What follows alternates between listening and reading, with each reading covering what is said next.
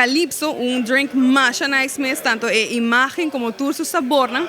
Tá eigenlijk hard seltzer que agora traga aqui na Aruba mesmo. Esse aqui tá tipo de produto que está crescendo hopi, tanto no mercado norte-americano, também como Latinoamérica. Y Tour Caribe, claramente. Calypso está nuevamente trabaja aquí en Aruba y vos podés ver el logo más nice. Es algo que pertenece a Aruba, algo que nos cinco embrace como dinos. En ejemplo, con hard seltzer está una bebida carbonatada que contiene alcohol y también natural flavors. En el caso de Calypso, nos tiene ahora aquí actualmente 4 sabores, cual mango, mi favorite one, nos tiene tangerine, lime and ginger y berry mix. Tem 2 flavors, que once again, mas não é aqui uma bebida que nós como rubiano este embrace.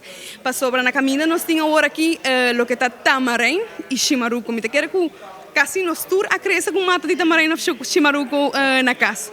Dus algo que nós temos embrace, mas também como está que o hobby turista também embrace. Ora na bisa, what does Aruba taste like? Aruba tastes like Calypso. Well, exactamente, tengo un par de lunas arriba en el mercado, pero ahorita no está haciendo tremendo esfuerzo para el producto guardo conocí y importantemente la reacción que el pueblo está teniendo, que está aceptando el producto, que está contento y orgulloso de tener un producto local que nos presenta y lleva Aruba su nombre en alto siempre. Well, voy por el bebé así, ¿no? Sobre el sabor está impresionante de verdad, pero también si voy a cortar alguna fruta, é hoppy refreshing. Ora vou abrir aqui para ver, bota sinta que está assim refreshing.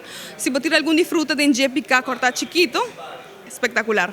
Mita quiere 24/7, totalmente, claro que sí, pero once again, porque está assim refreshing, é algo que bom frio, no momento de estar na lama, na bocas, na alguma fiesta, aqui está uma bebida perfeita.